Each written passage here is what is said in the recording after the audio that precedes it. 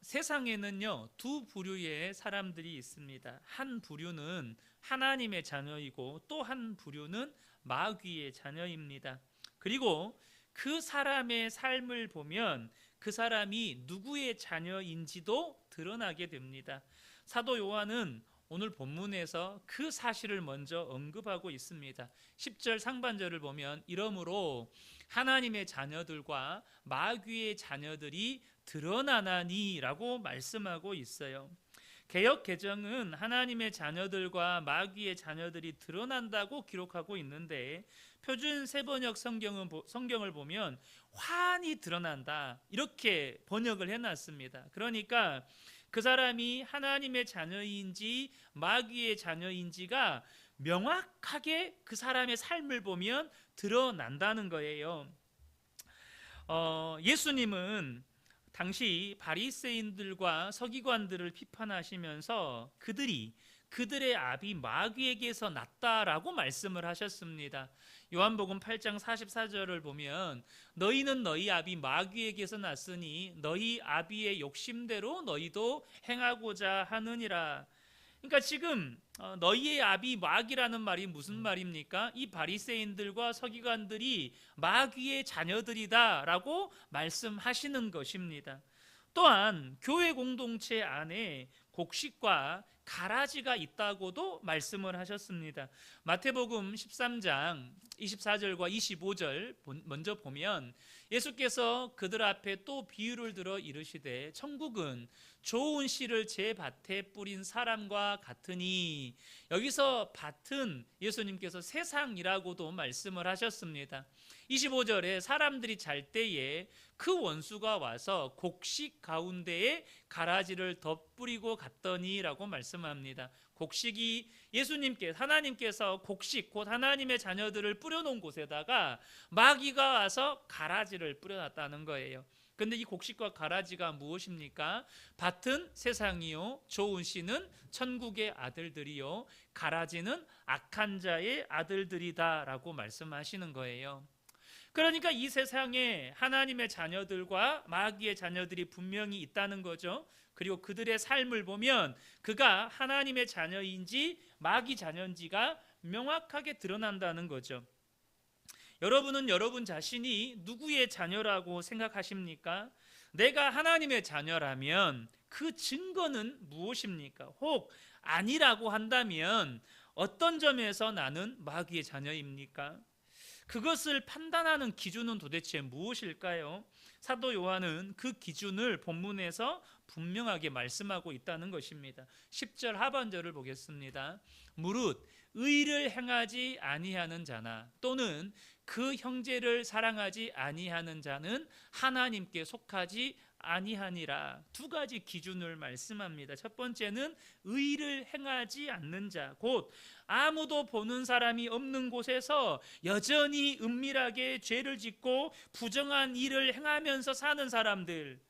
또한 두 번째가 뭡니까? 형제자매를 사랑하지 않는 사람은 하나님께 속한 사람이 아니라는 것입니다. 그 말은 무슨 말이죠? 마귀 자녀라는 뜻입니다.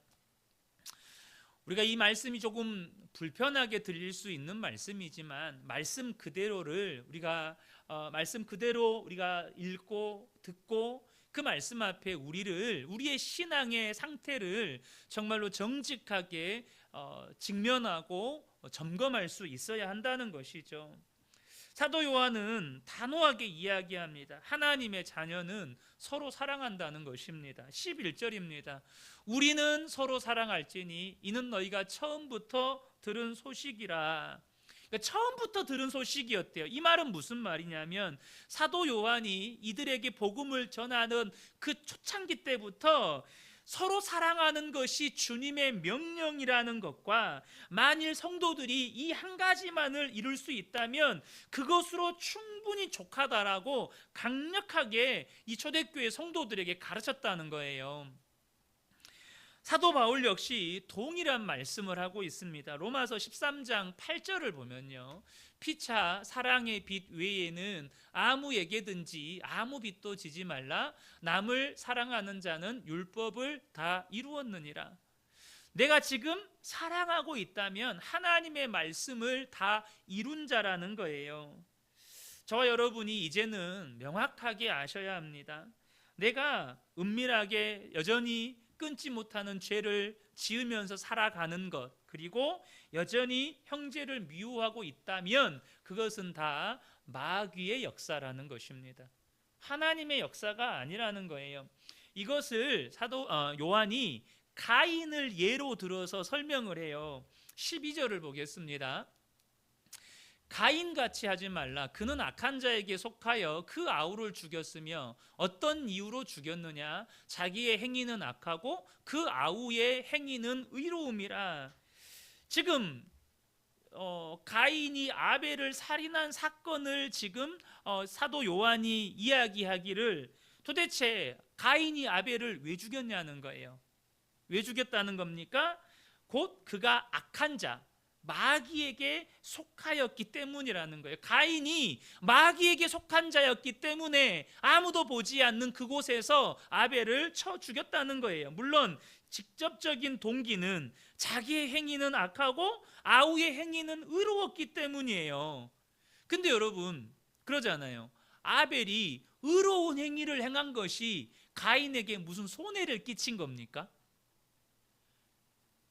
아벨이 한 것은 가인에게 손해를 끼친 게 아니에요. 그냥 하나님이 받으시기에 합당한 제사를 드린 것뿐이에요. 그런데 가인은 하나님이 받으시기에 합당한 제사를 드리지 않았어요. 그래서 하나님이 아벨의 제사는 받으셨고 가인의 제사는 받지 않았어요. 그런데 자기 제사는 받지 않으시고 아벨의 제사를 받으시니까 아벨이 미운 거예요. 그래서 이유 없이 그가 아벨을 미워하고 아벨을 살인했던 그 근본적인 원인은 이 가인이 마귀에게 속한 자, 악한 자에게 속한 자였기 때문이라는 거예요. 저와 여러분이 이제는 분명하게 아셔야 합니다. 누군가가 미워요. 누군가를 향해서 시기하고 막 질투하는 마음이 생겨요. 이게 누구의 역사라고요? 마귀의 역사라는 것입니다. 내 안에서 그냥 자연스럽게 일어나는 인간적인 감정이 아니라는 거예요. 특별히 이유 없이 미운 사람이 있어요. 아벨이 가인에게 뭔 손해를 끼친 게 없잖아요. 근데 그 사람은 내 스타일이 아니야. 그 사람은 나하고 너무 달라. 그래서 그냥 꼴배기가 싫어. 여러분, 이게 마귀의 역사라는 것입니다. 무엇보다 저와 여러분이 죄는 어쩔 수 없이 짓는 것이라고 생각하면 절대 안 된다는 것입니다. 죄 짓는 것 자체가 마귀의 역사이고 내가 마귀에게 지금 이끌려 간다는 뜻이기 때문에 그렇습니다. 14절을 보겠습니다. 우리는 형제를 사랑함으로 사망에서 옮겨 생명으로 들어간 줄을 알거니와 사랑하지 아니하는 자는 사망에 머물러 있느니라. 지금 사도 요한이 무슨 이야기를 합니까? 형제 자매를 사랑함으로 그 사람이 구원받은 사람, 사망에서 생명으로 옮겨간 사람이라는 사실을 알게 된다는 거예요. 그런데 여러분, 세상 기준으로 보면 사람을 미워하고 용서하지 못하는 것은 죄가 아니에요. 죄가 아니. 지금 5.18 민주화 운동 당시에 정말 그 당시 군인들에게 잔인하게 살해당했던 5.18 유족들 부모나 유가족들에게 이 고 전두환 씨를 용서하라 그러면 용서가 되겠습니까? 용서가 안 되는 거예요.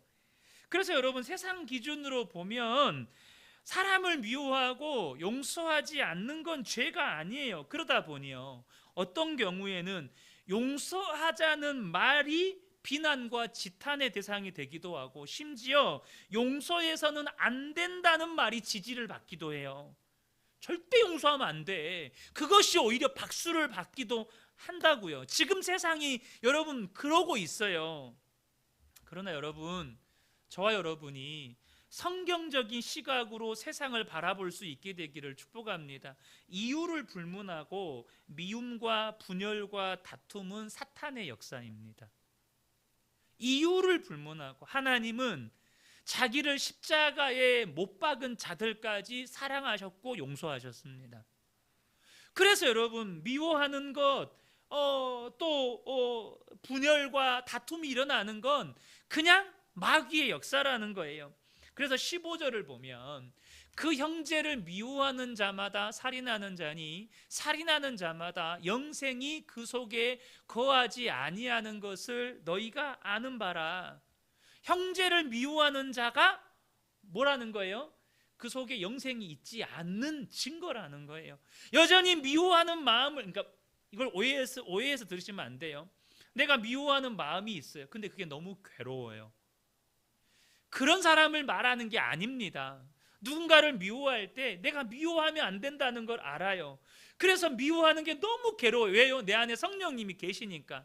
그런데 예수를 믿는다고 하면서 누군가를 미워하고 누군가에 대해서 나쁜 말을 하고 전혀 양심의 거리낌도 가책도 느끼지 않아요. 그 사람은 그 속에 영생이 있는 사람이 아니라는 것입니다. 예수님을 믿는다고 하면서도 여전히 사람들이 보지 않는 곳에서는 은밀하게 죄짓고 다니고 여전히 미운 사람이 용서가 안 된다면 그 사람은 예수님을 바르게 믿고 있는 것이 아니라는 말입니다. 다시 말해, 여전히 내 안에 해결되지 못한 죄와 해결되지 못한 미움이 있다면 정말로 저와 여러분이 십자가 앞에 다시 서야 한다는 뜻입니다. 예수님을 바르게 믿으면 죄 짓는 것을 두려워하게 되고 누구를 미워하거나 용서하지 않는 상태에 있는 그것 자체를 괴로워하게 됩니다. 여러분, 복음은 반드시 사람을 변화시켜요. 반드시 사람을 변화시킵니다. 그래서 내가 복음을 받아들였다, 내가 예수를 믿는다, 그 말은 뭐죠? 죄가 싫어졌다는 뜻이에요. 죄가 내 삶 가운데서 끊어졌다는 뜻이에요. 내가 죄의 유혹에 빠져서 넘어질 수 있죠. 그러나 그것이 너무너무 견딜 수 없게 고통스럽고 여전히 누군가가 미운 상태에 머물러 있다면 그게 너무 괴로운 거죠. 예수님께서 우리를 위해서 목숨을 버리셨습니다. 16절을 보면 그가 우리를 위하여 목숨을 버리셨으니 우리가 이로써 사랑을 알고 우리도 형제들을 위하여 목숨을 버리는 것이 마땅하니라. 여러분, 한번 생각해 보세요. 하나님께서 초자연적인 역사를 일으키시는 것이 쉬울까요? 아니면 인간의 몸을 입고 이 땅에 오셔서 고난받고 십자가에서 죽으시는 것이 쉬우실까요? 여러분, 초자연적인 역사는 하나님의 말씀 한마디면 끝이 납니다. 빛이 있으라, 이 말씀 한마디면 여러분 빛이 생겨나는 거예요. 그런데 예수님이 성육신 하셔서 십자가에 고난받고 죽음당하시고 부활 승천하시기까지는 33년이 걸립니다. 그러니까 여러분, 말 한마디로 모든 것을 이루실 수 있는 예수님의 입장, 하나님의 입장에서 이거는 굉장히 번거로운 일이고 비효율적인 일인 거예요. 그런데 왜 그런 번거로운 일을 하신 것입니까? 하나님께서 우리를 죄와 사망에서 건지시고 더 이상 죄의 종노릇 하지 않고 서로 사랑하며 하나님의 자녀답게 살아가게 하실 수 있는 유일한 방법이 예수님이 인간의 몸을 입고 이 땅에 오셔서 십자가에서 죽으신 것이기 때문입니다. 오로지 그 방법만이 우리의 죄의 문제가 해결되고 우리를 영원한 사망에서 건져내고 하나님의 자녀로 새롭게 바꾸고 하나님의 자녀답게 살 수 있는 유일한 방법이기 때문이에요. 그러나 안타까운 건 많은 성도들이 죄의 심각성을 잘 모른다는 것입니다. 죄의 심각성을 잘 몰라요. 당장 내가 지옥에 갈 수밖에 없는 악한 죄인이라는 사실에 대해서 너무너무 무감각하다는 것입니다. 폴 오셔 목사님이 미국 오하이오주 어느 집회에서 설교를 하셨는데요, 설교가 끝난 다음에 9살쯤 되는 남자 어린아이가 부들부들 떨면서 울며 강단 앞으로 걸어 나왔어요. 그러면서 그 아이에게 무슨 일이 일어난 줄 알고 강단에서 내려오셔서 너 왜 그러냐라고 물었어요. 그래서 이 아이가 하는 말이, 목사님, 저같이 약한 자도 용서받을 수 있나요? 이렇게 묻는 거예요. 9살짜리 아이가 울면서 묻는 거예요. 그래서 목사님이 네가 무슨 죄를 지었냐라고 물었더니 이 아이의 대답이 엄마 말씀을 안 들었다는 거예요. 그 이야기를 듣고 아마 여기 계신 분들 중에도 이 아이가 귀엽다, 아이들은 다 그러면서 크는 거야 라고 생각하시는 분들도 계실 거예요. 근데 그때 폴 오셔 목사님은 강력한 성령의 감동을 받으셨대요. 지금 이 아이를 통해서 이 자리에 있는 이 모든 성도들에게 하나님이 지금 말씀하고 계신다. 엄마 말 안 듣는 것이 무슨 큰 죄인가, 그렇게 대부분의 사람들이 생각을 합니다. 그런데 여러분 아셔야 돼요. 그 죄가 지옥 갈 죄라는 거예요. 왜 그렇습니까? 여러분, 지옥 가는 건요, 사람을 죽이거나 혹은 수많은 사람들을 패가 망신하게 하거나 그런 죄를 지어서만 가는 게 아닙니다. 여러분, 아담과 하와가 영생을 잃고 하나님과의 관계가 끊어지고 에덴 동산에서 쫓겨난 죄가 도대체 무슨 죄입니까? 하나님이 따먹지 말라고 말씀하신 선악과를 따먹은 죄입니다. 엄청나게 많은지 엄청나게 대단한 죄가 아니라는 거예요. 그냥 어린아이가 엄마 말 안 듣는 것과 똑같은 죄예요. 그런데 여러분, 그 지옥 가는 죄는 무슨 심각한 죄가 아니라 거짓말 하나, 그것이 우리를 지옥 가게 만든다는 거예요. 그래서 죄가 무서운 겁니다. 그래서 죄가 두려운 거예요.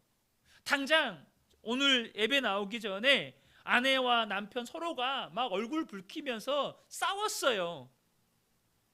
그게 지옥 갈 죄라는 거예요.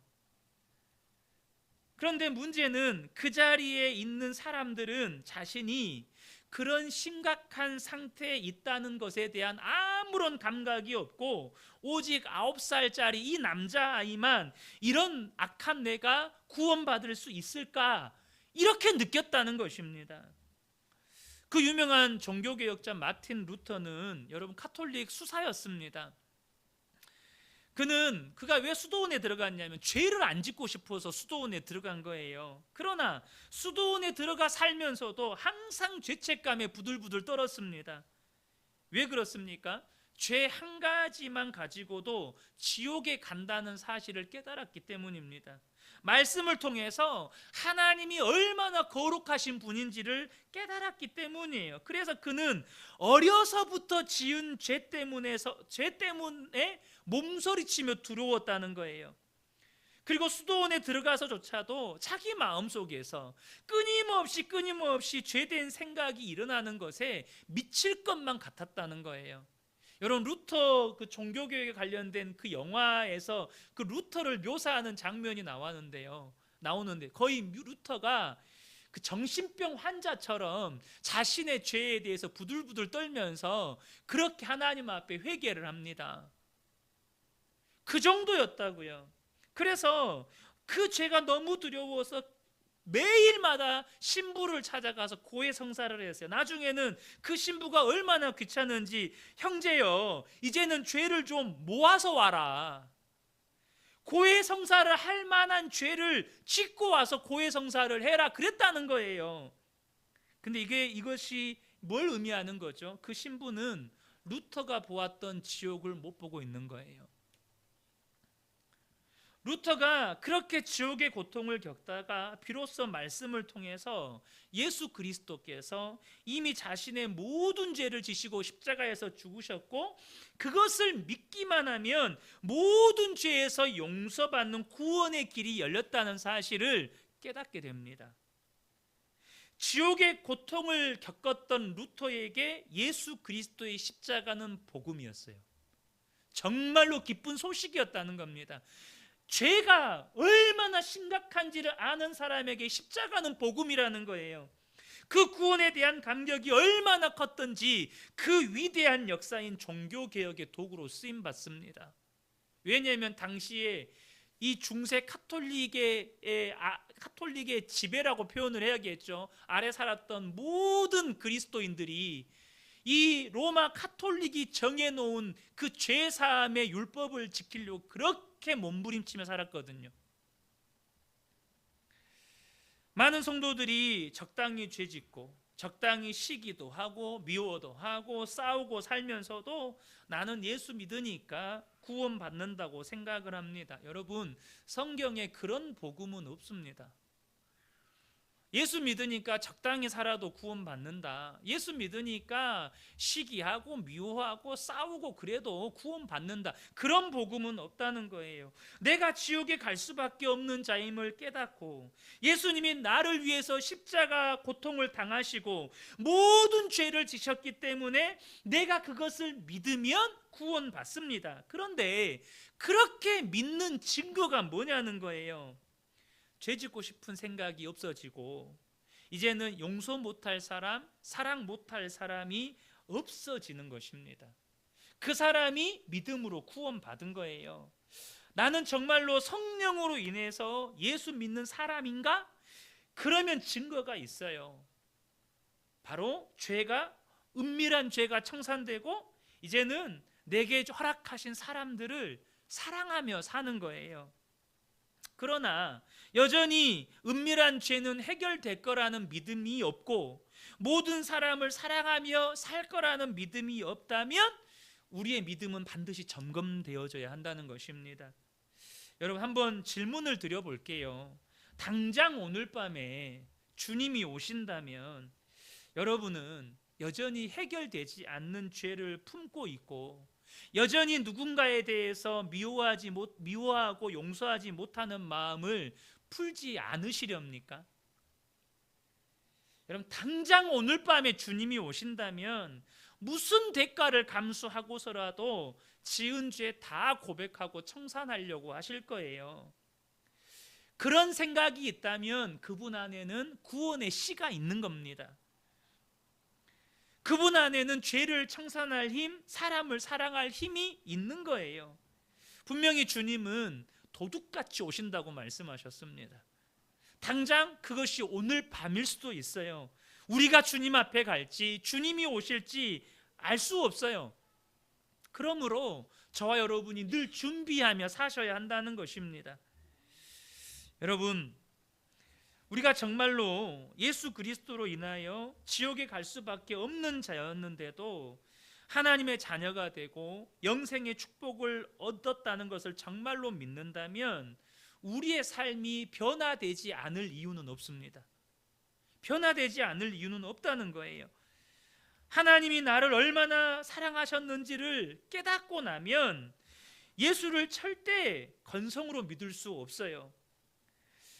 그러나 아직도 내가 지옥에 갈 그런 사람인지 깨닫지도 못하고 죄의 유혹은 여전히 내게 너무나도 크고 내게 상처와 아픔을 준 사람은 용서도 못하고 있다면 여러분, 그 믿음은 반드시 점검되셔야 돼요. 세상을 살 때 죄의 유혹이 크죠. 여러분, 죄의 유혹이 크지 않으면 그게 유혹이겠습니까? 우리가 흔들리니까 유혹이죠. 우리를 흔들 수 있으니까 유혹인 거예요. 그런데 여러분, 그거 아셔야 됩니다. 지옥의 실상은 더 비참해요.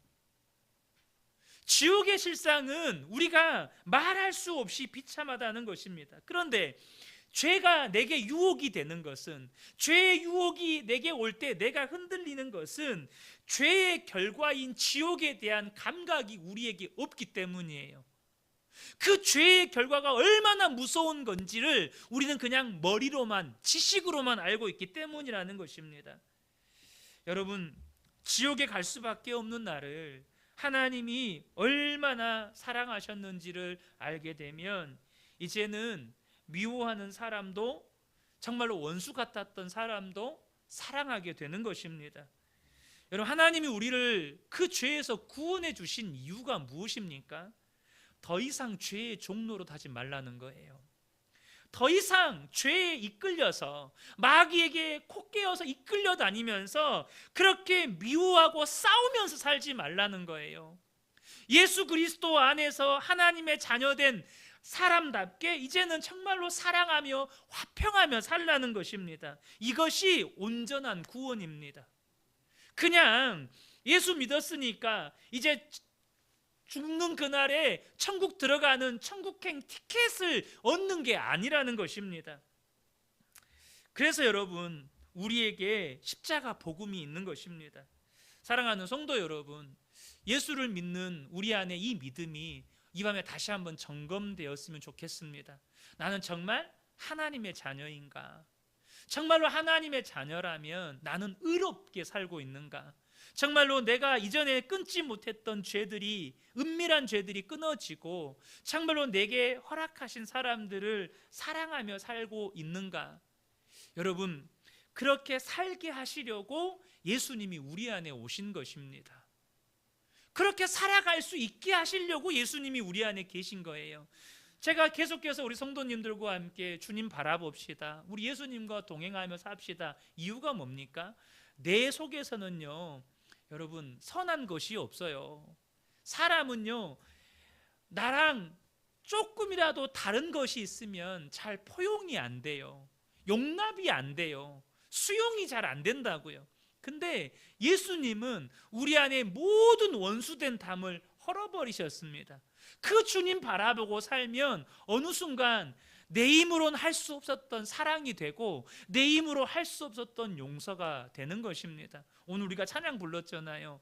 정말로 찬양 부르면서 제 마음 가운데 정말 우리 성도님들의 삶을 통해서, 저의 삶을 통해서 누군가가 살아나는 역사가 있기를 정말 간절하게 소망이 되는 거예요. 오늘 이 말씀을 준비하면서 생각났던 찬양입니다. 저는 정말 우리 성도님들이 이제는 주님과 동행하며 살면서 죄도 끊어지고 용서 못할 사람도 없어지고 그런 나를 통해서 누군가는 살아나고 이런 은혜를 누리게 되시기를 예수님의 이름으로 축복합니다. 아멘. 우리 최철호 권사님부터 나오셔서 예수님과 동행했던 삶의 은혜들을 나눠주시면 감사하겠습니다.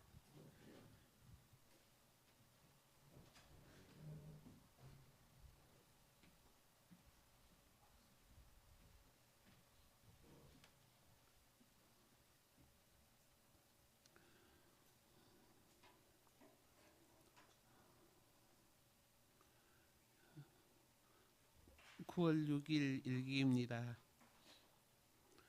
9월은 올 1년 중 가장 일이 많은 달이다. 1일부터 남국정에 가서 우수통장 표창장을 받았다.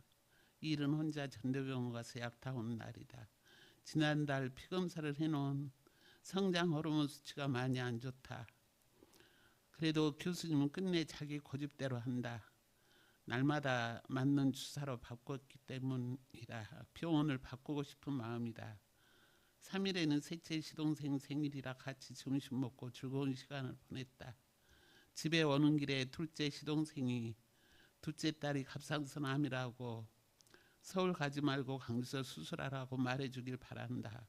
동서에게 전화해서 결혼 초에 신앙생활하면서 나에게 전도했었는데 이제는 내가 말하는데 얘들 데리고 교회 나가라고 하고 기도한다고 했더니 고맙다고 한다.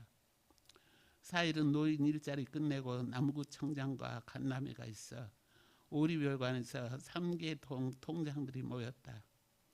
끝나고 부랴부랴 서둘러 건강 댄스 가서 눈도장 찍고 5일에는 7979 봉사단 모임이 있어 사료원에서 모여 식사하고 차 마시고 송화마을 8단지에 가서 도마 만들기 체험하고 드디어 올해 주민등록 사실조사 명단을 가져왔다. 오늘은 새벽에 일어나 교회 가서 최집사님과 교회를 위한 중보 기도를 했다. 이번 주는 강 집사님이 머리에서 떠나질 않는다. 몇 주 전만 하더라도 주차장에서 만나면 건강식에 대해서 많은 얘기도 하고 책을 보며 살도 뺐다며 책도 2권이나 빌려주면서 착즙기 좋은 거 사서 책대로 하면 살 빠진다고 나보고도 해보라고 해서 착즙기를 사서 즙 내서 먹고 있는데 이런 소식을 들으니 살 빼는 게 아무 의미가 없어진다. 살쪄 있는 이 모습도 하나님 앞에 감사가 됩니다.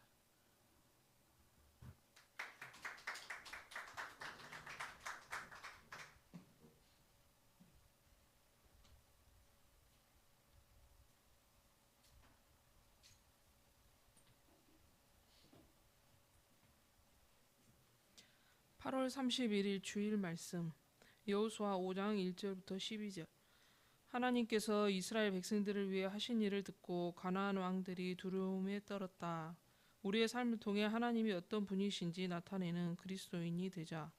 우리는 끊임없이 세상에 주님이 아닌 나를 드러내고자 죄의 본성을 따라 살아간다. 사울처럼 하나님보다 사람의 인기를 갈구하며 권력과 명예욕에 사로잡혀 인생을 허비한다. 또 히스기야처럼 하나님을 자랑하기보다 자신의 부와 안위만을 취하는 영적 나태함이 우리에게 늘 그림자처럼 따라다닌다. 이 죄의 본성과 타고난 죄성을 이기며 살기 위해서는 내가 십자가에 못 박혀야 한다. 갈라디아서 2장 20절. 내가 그리스도와 함께 십자가에 못 박혔나니 그런즉 이제는 내가 사는 것이 아니요 오직 내 안에 그리스도께서 사시는 것이라. 이제 내가 육체 가운데 사는 것은 나를 사랑하사 나를 위하여 자기 자신을 버리신 하나님의 아들을 믿는 믿음 안에서 사는 것이라. 요단강을 건넌 이스라엘 백성의 주님은 우리의 이성과 상식을 뛰어넘는 요구를 하신다. 할례를 행하라는 것이다. 하나님의 언약 백성임을 확증하는 의식, 애굽의 노예로서의 수치를 제거해 주시는 선언과 같다. 전쟁을 앞두고 이미 요단강을 건너 가나안 왕들이 주시하고 있는 전쟁 발발 직전의 상황에서 할례라니, 완전 무방비 상태로 있어야 하는 할례를 행하라는 순종을 요구하시는 하나님, 생명을 맡기는 순종을 요구하시는 하나님. 하지만 광야 40년의 훈련은 헛되지 않았다. 순종으로 할례를 행한다. 변명이나 논리, 합리적 사고, 환경 분석이나 전략의 허점 등을 요하지 않는다. 말씀에 바로 순종한다. 요단강이 마른 기적도 한몫했을 것 같다. 내가 지금 이 상황에 있다면 온전히 순종할 수 있을까? 하나님께 생명까지도 맡길 수 있을까? 우리 자녀들을 말씀에 의지하여 주께 맡길 수 있을까? 하나님, 늘 주님을 의지하고 신뢰한다고 하면서도 우리의 삶의 행위들은 주님을 구경꾼으로 참고인 정도로만 여기며 삶의 여러 가지 문제에서 주님을 제껴둡니다. 하나님이 만유의 주제이시고 우리를 통치하시며 우리를 사랑하시며 세상 끝날까지 함께 하시겠다고 말씀하셨는데, 문제 앞에 우리의 믿음은 무지개처럼 사라져버리고 근심, 걱정, 불안, 염려로 평안을 잃을 때가 참 많았습니다. 하나님, 믿음을 주옵소서. 말씀을 붙들며 온갖 마귀의 계계를 이기게 하옵소서. 우리 자녀들을 책임져 주시고 바른 길로 인도하여 주옵소서. 늘 하나님 말씀에 즐겨 순종하게 하옵소서. 우리의 악함과 약함을 잘 아시는 주님, 우리의 기도가 응답되도록 범죄함으로 하나님과의 관계가 멀어지지 않도록 주의 보혈로 덮어주소서. 예수님의 이름으로 기도하옵나이다. 아멘.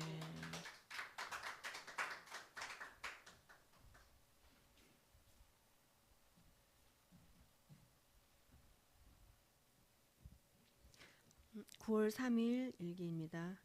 어제 강승만 집사님, 형수님과 친하게 지내셨던 예전교회 권사님에게 연락해서 강 집사님 소식을 물었는데 전혀 모르고 있었습니다. 그리고 오늘 오후에 강 집사님 상황을 전해들을 수 있었습니다. 췌장암 초기인 줄 알았는데 말기였다는 사실과 항암 치료 없이 자연스럽게 소천하셨다는 것과 돌아가시기 전 먹고 싶다며 라면과 고기를 맛있게 드셨다는 이야기들, 평안한 얼굴로 가셨다는 소식을 전하며 그 은혜교회에 미처 연락을 못해 미안함과 감사함을 전해달라는 이야기에 그동안 무거웠던 마음이 조금은 가벼워진 듯해서 감사합니다.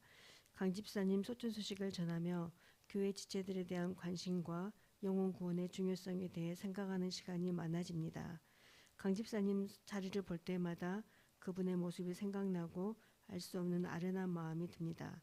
주님, 한 영혼의 중요성을 생각합니다. 하나님이 만나게 하시는 영혼들을 위해 하나님의 마음을 덧입고 복음을 전하기를 소망합니다. 아멘.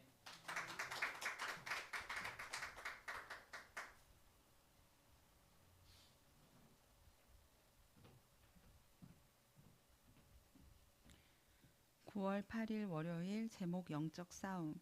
요즘 자녀들을 통해 내가 흘러보낸 죄의 세력들을 거울처럼 보고 있는 것 같습니다. 계속 부딪히고 있는 거역과 불안에 대해 돌아보며 회개하고 십자가에 못 박았습니다. 성령님께 하나하나 생각나 바로 회개할 복을 구했는데, 제가 중학생이 되기 시작할 때부터 상처와 거역의 영에 속아했던 일들이 생각나 회개하게 되었습니다.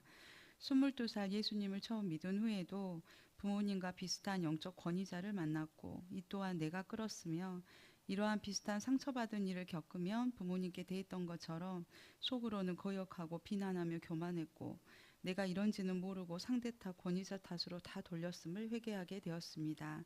정말 말씀대로 내 심령이 어두우니 내 죄인 들보는 안 보이나 봅니다. 내 안에 어둠인 죄 때문에 똑같은 죄를 끌고 부딪히는데 하나님의 뜻이 있는지도 모르고 상대 티를 못 견뎌하고 비난하며 내가 옳다고 착각하고 교만한 끔찍한 죄를 짓나 봅니다. 예민한 인성을 가진 나를 받아주지 않았던 결핍과 상처에 속아서 권위자분들을 향해 내가 원하는 대로 오히려 받아내라고 뻔뻔하게 되려 듣지 않고 거역했던 것 같습니다.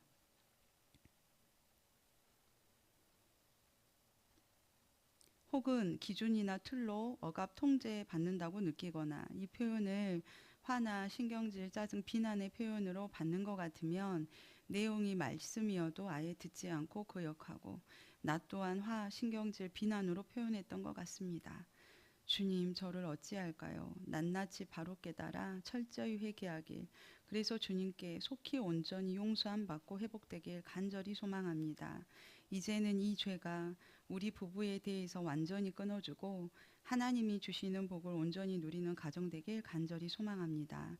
내 사랑하는 주님, 오늘도 남편 건강검진, 조직검사, 피검사 결과에 이상 없도록 지켜주셔서 감사합니다. 자녀들 모습을 통해 우리 가정에 끊어져야 할 죄가 무엇인지 직시하고 싸울 힘을 주셔서 감사합니다. 귀한 일용할 양식과 섬김에 감사합니다. 운동하게 해주셔서 감사합니다.